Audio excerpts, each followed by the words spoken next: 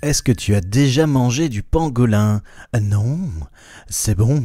Salut, c'est Driss, et cette semaine je t'emmène non pas en Chine, mais à Paris, et plus précisément dans le 4e arrondissement. Nous sommes le jeudi 25 avril 2019, et ça fait déjà 10 jours que suite à une indienne qui a mal tourné, Frollo et Quasimodo ont foutu le feu à leur F8000, ce qui les a propulsés directement dans leur nouveau rôle taillé sur mesure, les Misérables, rejoignant ainsi la troupe des SDF parisiens qui compte malheureusement aujourd'hui déjà plus de 3000 adhérents. Paris, ville lumière. C'est vrai qu'à 13 250 € du mètre carré, il ferait peut-être mieux d'aller rejoindre son pote Ratatouille qui est en train de foutre le brin avec ses collègues dans le 17e arrondissement plutôt que faire la manche sur le tronçon Châtelet-Saint-Michel de la ligne 4. Et en plus, pendant ce temps-là, il y a le club des milliardaires qui joue à celui qui a la plus grosse, totalisant à 3 près de 500 millions d'euros de promesses de dons. Alors si on ramène ça à leur fortune, ça ne représente au maximum que 0,3% au cumulé.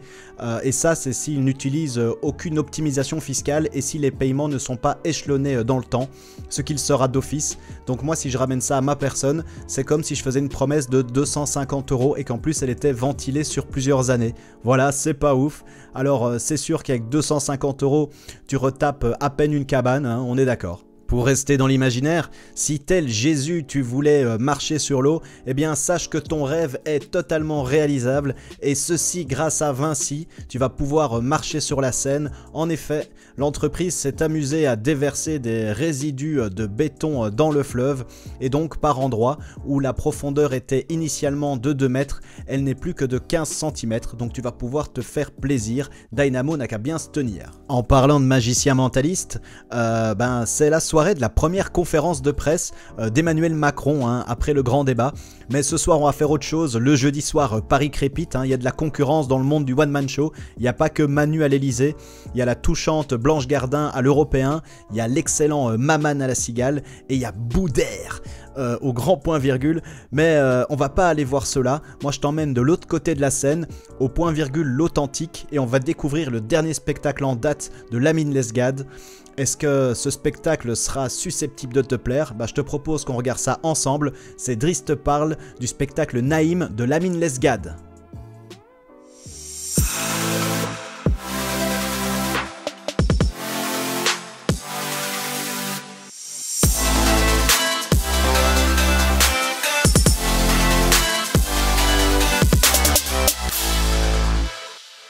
Naïm, c'est le 4e spectacle de Lamine Lesgade. Il a 38 ans et ça fait déjà 6 ans qu'il s'adonne au style du stand-up. Il a abandonné les enchaînements classiques de sketch pour vraiment adopter les codes jusqu'à laisser tomber le micro-cravate et arriver sur scène avec le micro à la main.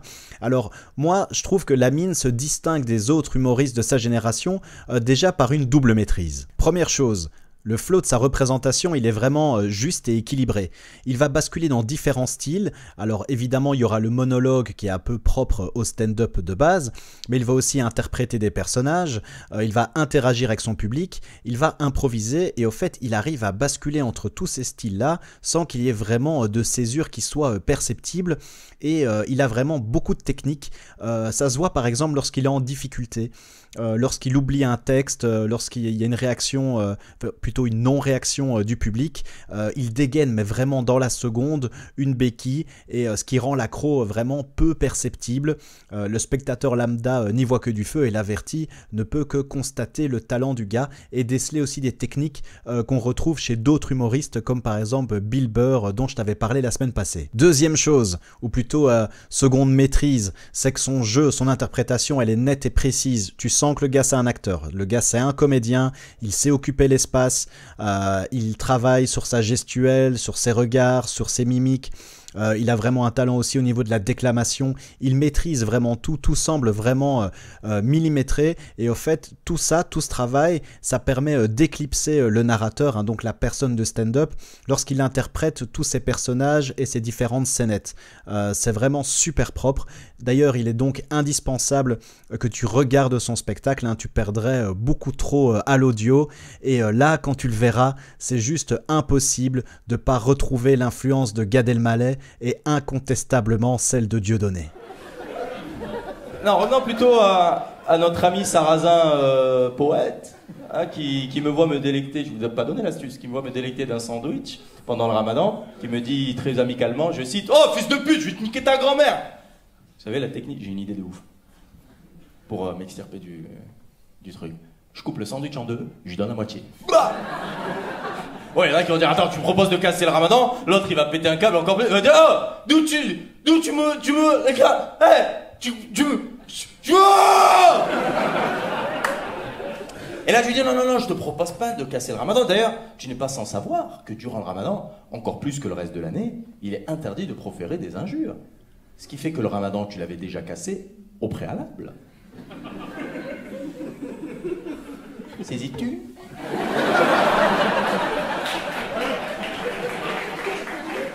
Non, c'est toi, saisis-tu, c'est toi. J'ai pas saisi-tu, nous. Toi. Hein? Tu crois? Nous. Dis nous. Voilà. Ah, c'est toi. Tu crois quoi? Tu crois? Ah, les gars. Toi, voilà, tu viens. Sandwich, nanana, oh. Non, c'est pas, j'ai pas dit fils de pute, j'ai dit fils de pute parce qu'il y a un respect, c'est pour, non, j'ai pas de, moi j'insulte, moi je casse tout, oh. J'ai pas cassé, non.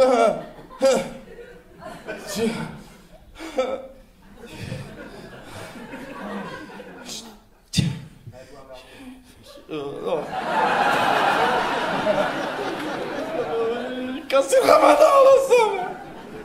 Bon, vas-y, donne ton sandwich, donne.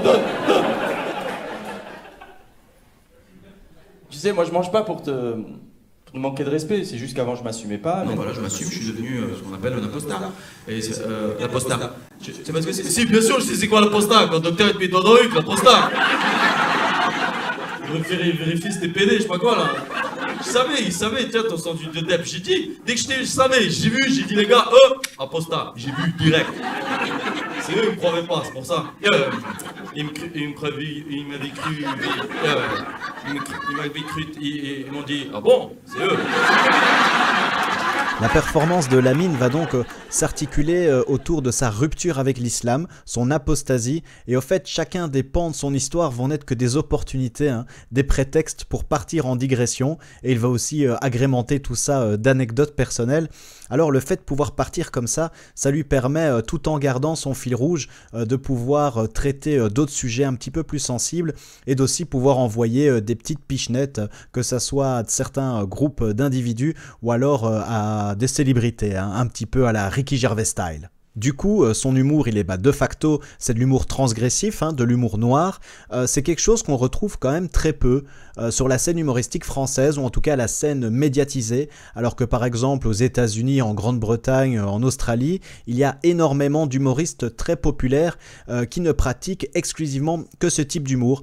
Mais force est de constater qu'en francophonie, en tout cas en France, c'est encore loin d'être le cas. Il va donc s'amuser à épingler les incohérences qui sont présentes dans le comportement des gens, mais ça va pas lui empêcher d'avoir énormément d'autodérision et de mettre aussi la lumière sur ses propres contradictions. Imaginons un jeune maghrébin, 13-14 ans, qui annonce à son père fondamentaliste musulman, donc Jedi,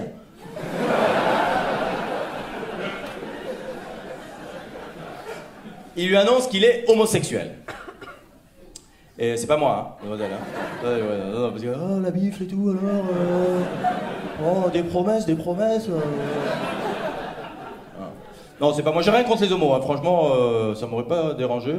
Franchement, non, si t'assumes, si ton entourage assume, c'est plutôt, ça peut être cool, tu vois. Donc vraiment, total respect avec les homos. S'il y a des grosses tarlouses, vous êtes les bienvenus, les gars.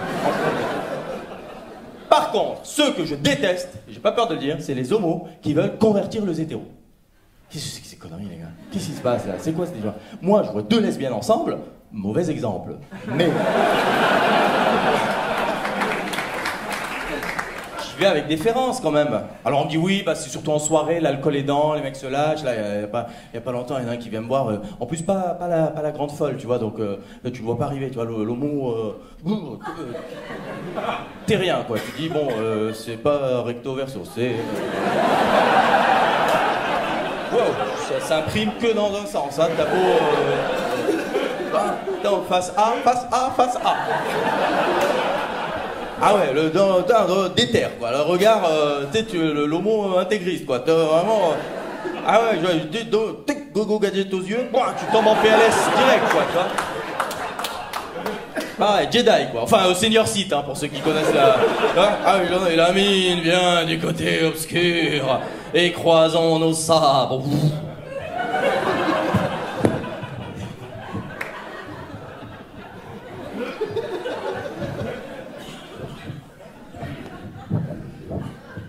Ouais, alors ceux qui connaissent pas la référence disent mais qu'est-ce qu'il branle avec son micro là? Bah, la réponse est dans la question. Ouais, je laisse toujours du temps sur celle-là.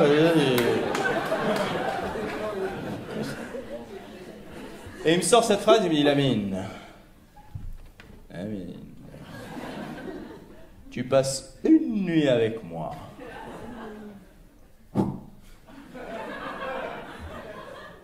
Tu changes de bord. N'importe quoi. Je suis reparti le lendemain, normal. J'ai dit qu'il allait également trouver son inspiration dans ses expériences personnelles, ce qui est un classique. Il va en chercher dans la relation qu'il a eue avec son grand-père, dans ses souvenirs passés, sa circoncision, mais également aussi dans les déboires qu'il a pu avoir avec des opérateurs téléphoniques ou des échanges qu'il a eu avec certaines personnes de son public lors de précédents spectacles. Et au fait, toutes ces choses-là, ça ne va être pour lui que de nouveau des opportunités, des tremplins pour pouvoir parler d'autres sujets, de sujets un petit peu plus sensibles comme la vieillesse, comme le viol, comme le racisme. Et il arrive à vraiment parler de ça avec beaucoup de légèreté, avec beaucoup d'humour. Alors donc évidemment, son spectacle est un petit peu caustique, par moments corrosif, mais il dégage une énergie qui est tellement positive et bienveillante que même des insultes passent vraiment pour des invitations à venir rire avec lui. Alors de temps en temps, évidemment, c'est un peu gratuitement vulgose, sans que ça n'apporte vraiment quelque chose, mais ça n'enlève rien du tout à la performance, surtout qu'on voit qu'il prend un énorme plaisir, et ça c'est vraiment quelque chose d'hyper important. Enfin, ça se voit, ça crève des yeux, il s'amuse avec son public, il va même des fois mettre son spectacle en pause et partir avec eux dans des digressions de plus de 15 minutes. Enfin voilà, il est vraiment là pour donner du bonheur, et ça fait vraiment plaisir. D'ailleurs, j'ai envie de te montrer la complicité qu'il arrive à créer avec son audience. Alors je vais te passer un extrait pour te remettre dans le contexte. Il a interrompu son spectacle parce qu'il y avait une femme qui était en train de le filmer, et donc évidemment il l'a vanné pendant 5 minutes. Ensuite il a été chez elle pour lui faire un petit check en mode écoute, c'est bon. La nana lui a foutu un vent, donc il est retourné sur scène en faisant genre celui qui râle, et il avait décidé de reprendre son spectacle, mais c'était sans compter un petit peu de laisser aller au premier rang. Donc le gars me dit, non écoutez, c'est chaud, vous êtes comédien? Vous avez le pied sur scène, tranquille là? Vous saignez? Saigne, non mais qu'est-ce qui se passe? Pourquoi vous faites ça? Plus bordel, bien plus ils ont l'air bien. Poli, tu vois, il rit à peine et tout. Pas beaucoup d'ailleurs, mais ça va, qu'est-ce qui se passe? Coupure? Oui. Qu'est-ce que c'est que ça? Non mais vous êtes quand même... Une aiguille, le cigare. Je suis bien. Ça va? On fait quelque chose ou c'est quoi? Non, ça va.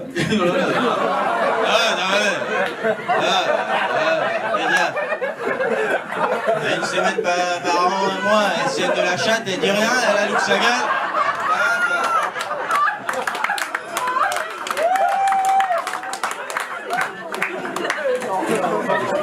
Je suis désolé, on passe une bonne soirée. Mais en tout cas, je suis navré. Rentre dans le truc, je te jure. Oublie, t'as fait ta connasse, j'ai fait mon connard. Oublie, on passe une bonne soirée. Je remonte, je te check, je refais un deuxième. Et là... Ouais.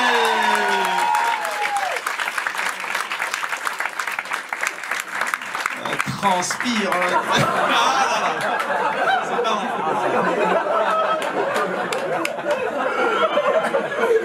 Fais une photo à la fin. Attends la fin, on fait écouter ensemble. Alors évidemment, ce type de proximité n'est possible que dans des petites salles, hein. Tu ne retrouveras ça quasiment jamais sur DVD. Moi, c'est pour ça que j'insiste, si tu as l'opportunité d'aller voir des humoristes qui se produisent dans des petites salles, vas-y, tu découvriras quelque chose que tu ne retrouveras ni dans les grandes salles, ni derrière l'écran de ton PC.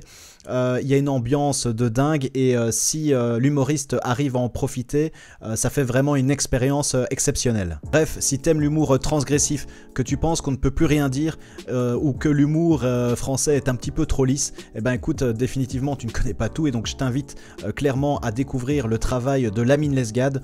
C'est un humoriste qui n'hésite pas à s'inspirer des meilleurs pour façonner sa propre identité scénique. En plus, le mec il nous met à disposition gratuitement son spectacle en entier sur sa chaîne YouTube, donc on prend quand même quelques minutes pour aller voir le travail. Tu trouveras aussi d'autres extraits qui ne sont pas de ce spectacle là, qui sont à mon avis des petits moments d'impro ou des petits moments dédiés lors de ces multiples représentations, qui sont très intéressants parce qu'ils sont beaucoup plus rattachés à l'actualité, et donc ils parlent des incidents, des incendies en Australie, ils parlent aussi du coronavirus, donc je t'invite vraiment aussi à découvrir ces petites capsules qui sont vraiment sympas. Et ben voilà, écoute, si tu m'as écouté jusque maintenant, déjà je te remercie, mais si tu es là, écoute, n'oublie pas, un petit pouce bleu, abonne-toi, si tu es sur Spotify ou des autres, on va dire, devices en full audio, je t'invite à te ramener sur ma chaîne YouTube pour montrer que tu existes, laisse un petit commentaire, moi ça me permet d'animer un petit peu ma page, même si t'es pas d'accord, hein, franchement, que tu trouves qu'il y a des trucs qui sont nuls, écris-les, je me ferai un plaisir de te répondre, ou pas. Et bah voilà, écoute, et puis si tu n'as rien à dire, tu peux toujours partager le post à un copain, ça fait plaisir, hein, tu lui feras découvrir un humoriste, et moi, tu me donneras peut-être l'occasion de pouvoir séduire quelqu'un d'autre, et de pouvoir répandre du bonheur, et faire découvrir d'autres humoristes à d'autres personnes, parce que quelque part, c'est juste ça le but, c'est de vous faire découvrir des spectacles que vous ne connaissiez peut-être pas. Enfin voilà, c'est tout pour moi. Moi je te dis à la semaine prochaine. D'ici là, ne te prends pas trop la tête et n'oublie pas de te marrer. Tchuss!